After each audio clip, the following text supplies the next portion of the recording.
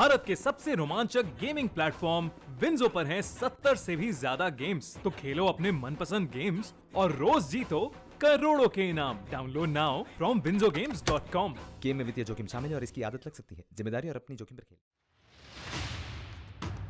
मध्य प्रदेश के मौसम में बढ़ती गर्मी के साथ ही सियासी पारा आसमान पर है। वजह है असदुद्दीन ओवैसी की पार्टी एआईएमआईएम की मध्य प्रदेश में एंट्री। दरअसल मध्य प्रदेश में इस साल नगरीय निकाय के चुनाव होने वाले हैं और एआईएमआईएम बाकायदा सदस्यता अभियान में जुट गई है। दरअसल गुजरात के नगरीय निकाय चुनाव में ओवैसी की पार्टी को मिली सफलता के बाद अब पार्टी को मध्य प्रदेश में भी वैसे ही प्रदर्शन की उम्मीद है। इसलिए भोपाल में कार्यालय खोल मेंबरशिप ड्राइव भी शुरू कर दी गई है। देखिए, नगरीय निकाय चुनाव की हमारी ज़ोरों पे तैयारी है और हम एक ऐप के माध्यम से भी जो है लोगों को मेंबर बना रहे हैं और हमारी जो सदस्यता जो एक रसीद बुक के ज़रिए चलती है वो भी चल रही है। बाकी हमारा आने का मकसद आज से ही नहीं, हम 2015 से मजलिस का यहाँ 2015 से काम कर रहे हैं और आने का हमारा मकसद ये है कि लोग अब कांग्रेस और बीजेपी से परेशान हो चुके हैं। तीसरा ऑप्शन तलाश कर रहे हैं। तीसरा ऑप्शन जो है एमआईएम उभर कर आ रहा है। लोग हमें बहुत पसंद कर रहे हैं, लोग हमसे जुड़ रहे हैं तेज़ी से और लोग जो है असद साहब को बहुत ज़्यादा पसंद करते हैं क्योंकि वो किसी मज़हब को लेकर राजनीति नहीं करते। बाकी वो पूरे मुल्क में जो है तमाम जितने भी धर्म हैं उन सबके लोगों को लेके जो है बात करते हैं, सबके हक हुकूक के बारे में बात करते हैं। चाहे दलितों की बात की जाए या मुस्लिमों की बात की जाए तो सबसे पहले अगर आवाज़ कहीं उठती है तो सिर्फ असदुद्दीन ओवैसी की आवाज़ उठती है। चाहे संसद की बात करें, चाहे कहीं किसी भी जगहों पे किसी भी जगह पे किसी के साथ भी जुल्म किया जाता है तो सबसे पहले आवाज़ अगर उठती है तो वो असदुद्दीन ओवैसी साहब। मध्य प्रदेश में 15 सालों बाद सत्ता में आई कांग्रेस के 15 महीनों में गिर जाने के बाद एआईएमआईएम को लगता है कि मुसलमानों का कांग्रेस को दिया गया वोट बेकार गया। कांग्रेस ने हमेशा से तुष्टीकरण की राजनीति की है, मुसलमानों को वोट बैंक समझा है, इसलिए वो मध्य प्रदेश की राजनीति में आए हैं।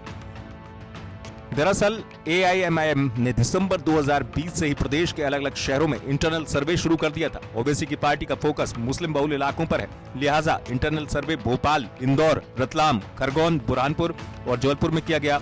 मध्य प्रदेश को संघ की लेबोरेटरी कहा जाता है। ऐसे में एआईएमआईएम के निकाय चुनाव लड़ने की संभावना से बीजेपी इसे राष्ट्रवाद से जुड़ रही है, तो कांग्रेस ने ओवैसी की पार्टी को बीजेपी की बी टीम बताते हुए सीट कटुआ पार्टी बताया है। ओवैसी की पार्टी यानी क्या है? ये जिन्ना की पार्टी, इस्लामाबाद की पार्टी, मुसलमानों को इकट्ठा करके धर्म के आधार पर राजनीतिक बकवास खड़ा करने का ये ओबीसी की पार्टी है। इसलिए मेहरबानी करके ओबीसी से हमारी हाथ जोड़कर प्रार्थना है कि हैदराबाद में तक रहो तो ज़्यादा बेहतर है, मध्य प्रदेश आने के मुगालते ना पालो। आप ये समझिए कि यहाँ धर्म के आधार पर मध्य प्रदेश में विभाजन नहीं हो सकता। यहाँ विकास की सरकार चलती है, यहाँ जनता के हितों के काम करने, यहाँ गरीबों के उत्थान के, यहाँ बेटी का विवाह और निकाह एक साथ होता है, यहाँ मौलवी का निकाह और पंडित के मंत्र एक साथ गूंजे जाते हैं। पर आपकी मानसिकता इस्लामाबाद की है, आपकी मानसिकता जिन्ना की है और इसलिए मध्य प्रदेश में आने के मुगालते ना पाले। यहाँ मध्य प्रदेश में विभाजन नहीं हो सकता और आप जो तुष्टीकरण की नीति के आधार पर देश में जिन्ना वाली जो विभाजन की चाल चल रहा है, कृपया करके इसको आगे ना बढ़ाएं, मध्य प्रदेश में ना आए, आप वहीं रहें तो ज्यादा बेहतर होगा। ओवैसी की पार्टी से मध्य प्रदेश में कांग्रेस को कोई फर्क पड़ने वाला नहीं है। कमलनाथ जी की सरकार थी, अगर बीजेपी मुख्यमंत्री शिवराज जी और इनके पीएम और अमित शाह अगर 35 तो उन्हें विधायक खरीदते नहीं, विधायक बिकते नहीं तो अभी भी उनकी सरकार रहती। ओवैसी का गठबंधन है बीजेपी से और ऐसा लगता है कि इनका भी हिसाब किताब हो गया है। ये केवल वोट काटने वाली वोट कटुआ पार्टी है जो वोट काटने के साथ लेकिन इससे कोई फर्क पड़ेगा नहीं। चाहे विधानसभा का चुनाव 2023 का आए, चाहे नगर पालिका नगर निगम चुनाव हो, हमारे पास माइनॉरिटी के बड़े मजबूत लीडर हैं, आरिफ अकील और आरिफ मसूद भोपाल में, और भी पूरे मध्य प्रदेश में कांग्रेस का स्ट्रांग बेस है, इनसे कोई फर्क पड़ेगा नहीं। और ये लग रहा है कि बीजेपी डर रही है नगर पालिका नगर चुनाव में, इसलिए उसने ये कार्ड खेला है जो कि ओवैसी सीधे बी पार्ट है बीजेपी का।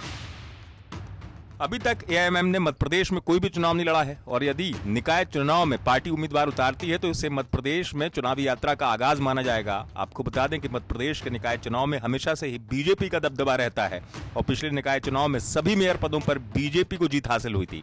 लेकिन हाल ही में ग्रेटर हैदराबाद म्युनिसिपल कॉर्पोरेशन के चुनाव में एआईएमएम को उसके ही गढ़ में बीजेपी ने चुनौती दी थी। ऐसे में देखना दिलचस्प होगा कि ओवैसी क्या बीजेपी को उसके गढ़ में चुनौती देंगे या नहीं। भोपाल से रवीश पाल सिंह की रिपोर्ट, एमपी तक।